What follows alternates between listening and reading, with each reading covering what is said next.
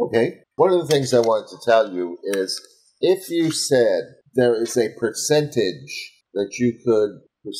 of successability that you could ascribe to various of the things, it might go something like this. There's a successful production, and by successful, I mean the play is given to full fruition. The audience gets the point. Everything works, the actors are good, everything else. Scenery is good, the lighting is good, etc. And to say of the various elements, play is in itself, as we talked from the beginning, like the corkscrew. It is something in itself. It has parts which are there, it has other parts potentially, but are not there. It is only what it is, and it is the authority on itself. What do you mean potentially but is not there? Well, I mean, you could put a balloon tied to the end of a corkscrew. It's potential to do that. Mm-hmm. But why would you? It has nothing to do with the rest of it.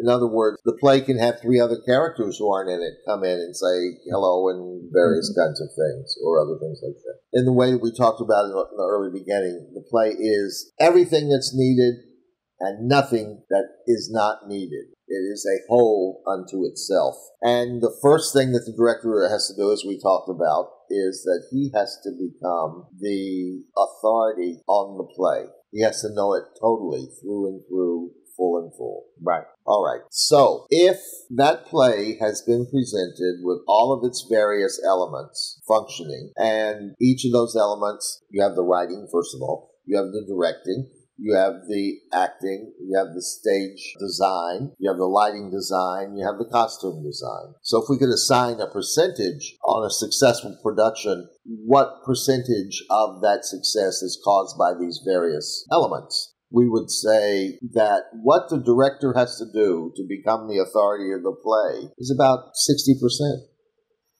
Casting. I mean, I've heard it said about directing that, 80-90% of it is casting, and I feel that some of that, at least the thought behind it, is true. In that casting is very, very important. It's very important, but that's mostly true with directors who don't know what they're doing. They intuitively feel somebody's right and put them in it and let them go and let them wander around. You hope the pieces fall in place, and sometimes, occasionally, they will. They will. But all the work that the director has to do is about 60% of the reason of a successful play.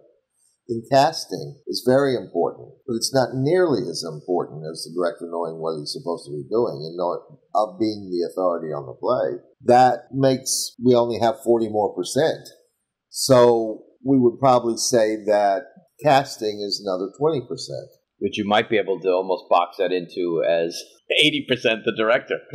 Because, but it's all due to the director. Right, all of it. Let me tell you, any play to be realized on the stage, regardless of what everybody else thinks, is due to what the director does. But all of this not due to what the actor. But all of this is somewhat separate from the writing, right? Because it's that old: if it ain't on the page, it ain't on the stage. Yeah. All of this is bringing a play which is already fulfilled. To bringing that to a successful production, and by successful, as I said before, everything about it is right. Nothing about it is wrong.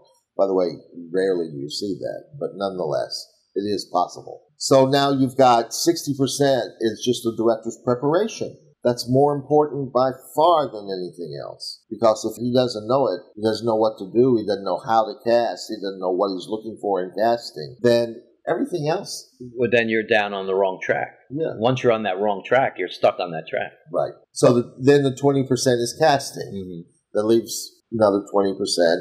That's all you got left. So the other 20% would be filled in with the quality of the actors, the quality of the set design. Not the quality of the actors. What else has to be done? Well, what has to be done is you have to work with the actors. You don't just cast them and then say, okay, run your lines and it's opening night.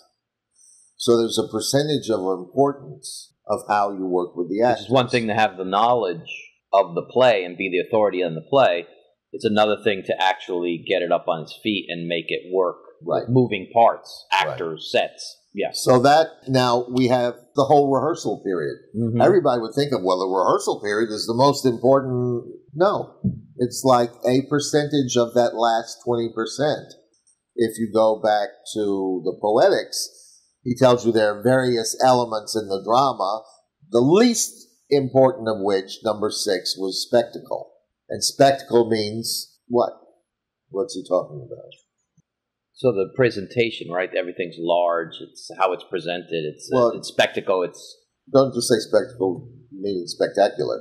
Yeah. Spectacle. The thing is, the spectacle is what does the staging look like? What does it sound like?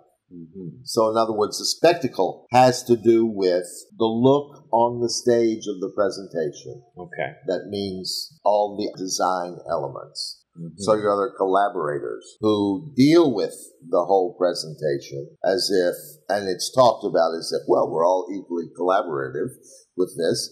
No, they're not. That last bit of spectacle out of 100% is maybe 5%. That means the costume design. That means the stage design. That means the lighting design and how the lighting cues run and so forth. Those are worth of only like 5%. What they are is the icing on a cake. The icing is the last thing you're concerned with when you make a cake. However, if you present a cake without the icing, it's not so good. If you have a chocolate cake with an icing that's made for a carrot cake, it doesn't really fit. It doesn't go with it. The icing on a chocolate cake is designed to be in relation to the chocolate cake. So sometimes you get white icing on a chocolate cake, sometimes you get chocolate, but it's almost always one of those two because they work in relation to the chocolate itself. Mm-hmm. They heighten it. Mm-hmm. Chocolate icing on a chocolate cake gives you a candied chocolate as opposed to the breaded chocolate. Mm-hmm. So it gives you a different texture, but it's also of chocolate. So what you're getting there is a textural growth of experience. Mm-hmm. If it's vanilla frosting, then it's to give you a counter taste. Yeah. So that the things mix with each other. Right. But they're both in relation to the chocolate cake. And that, I'm sorry, Mr. Stage Designer, Miss Costume Designer, Mr. and Miss Costume Designer, and Mr. and Miss Lighting Designer. I'm sorry, but out of that last 5%, you get a few percent each. Mm-hmm. And that's all they really... Yeah, because sometimes a play is done bare bones where it's workshop or we don't have the budget. It's done without the lighting. It's done without the set. It's done without the costumes.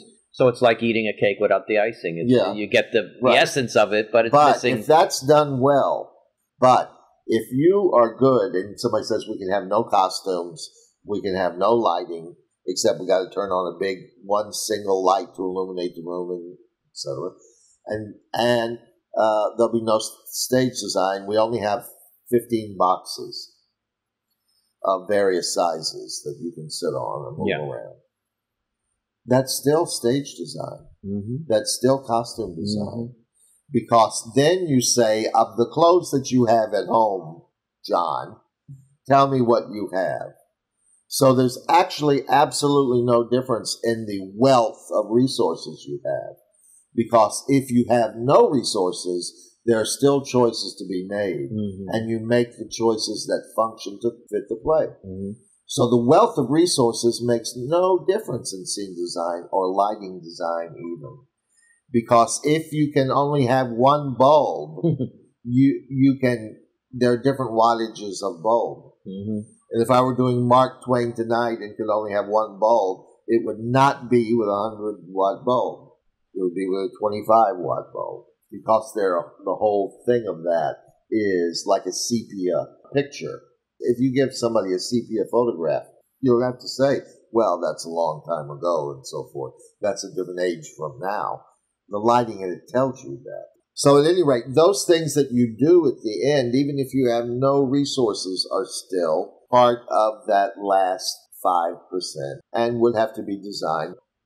That leaves 15%. That's the whole rehearsal period. You only have 15% of the value of what you do in the rehearsal period. But that 15% is like you put all the things in the cake that are exactly correct, but then you put it in the oven at the wrong temperature. What you're doing in that 15% is cooking the cake. And so it has to be cooked. And it could sink it or fulfill it. Yeah. It's a very important 15%. Exactly. None of these percentages are, because they're smaller, are less important. It's just that in the overall scheme of things, what makes the thing function to its best? One has to realize what the most important elements are. Because a lot of people will come to directing saying, well, I read the play a couple of times, and, as we go, we'll kind of find out how it will work the best and so forth like that.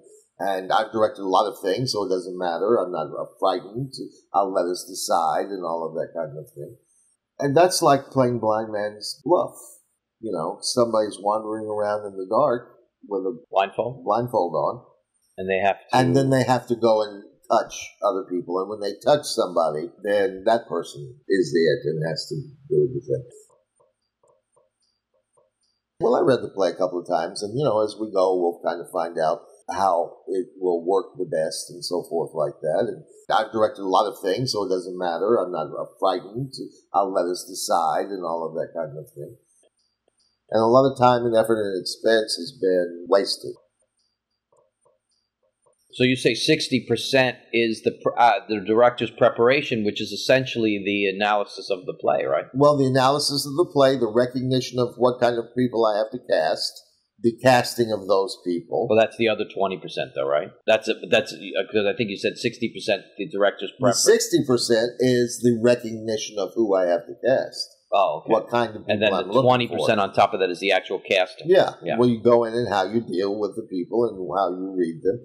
It's a good thing to do when you're riding the subway or when you're, at a party or when you're sitting around with people. Watch their behavior and see, who are they? Mm-hmm. What are they like? Mm-hmm. What is that person like? If I were casting them in a play, what kind of person would I use them for? So that's what I'm talking about. All of that, dealing with the person and putting them in the role is what I talk about casting.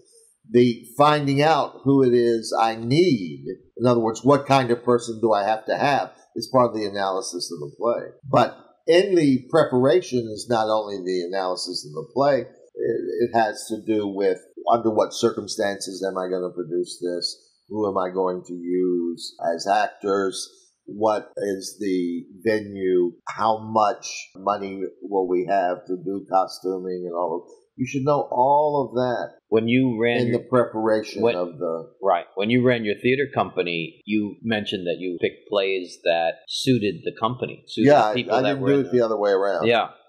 So I'm sure as you were working on one production, things were already entering your brain as to other things that would be right for the group of people that you had, right? Yeah. Yeah.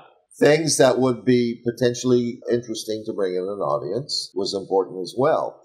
But there's always this in amateur artists. I hesitate to use the word artist because I don't mean it in its real artistic sense. But in artistes, and people who see themselves as artists and who work on an amateur level, they do everything because they like it. I do what I like to do. I think it's interesting. I think that's a great play. I think that would be such a fun thing to be in. That's an amateur's way of dealing with things. I think we've strayed. Yes. We'll come back. Where are we coming back to? We're coming back to the percentages. The percentages, yes. And what do you do now in that 15%? Well, let's make sure I have this right. 60% is the Your director's director's preparation, which has to do with all the things we've talked about the analysis. right? Sure. It has to do with what kind of people do I have to cast and my recognition of that before I even go to casting. Mm-hmm. And it has to do with when I deal with blocking, when I deal with design, when I deal with lighting design, when I deal with costumes, I have to know already what these things have to be. Mm-hmm. I don't come and have the person bring me something and, oh, I never thought of that. Well, that might work. Bring it in. So she then goes and builds the whole costumes, and they bring them in there all wrong. So all of that's part of the preparation. That's the 60%. 20% is what casting. you actually do in the casting process. Right, in the way that we were talking about it before. 5% is the elements of the... That takes up already 80%. That's 80%. And then 5% is the end. The sets. Which is elements of spectacle. The setting and the costumes and the lighting. And then you could throw sound in there. Yeah. Part of the 5%. Right. So that's 85. And then 15% is... how you deal with the rehearsal process, right? And yeah. But again, that's like putting a cake in the oven at the wrong temperature if you don't do the right things. All right. So what do you do in that 15% is what we're addressing. Mm-hmm. So in that 15%, what do you do? This means now this element of the percentages is me working with the cast to bring the play to life.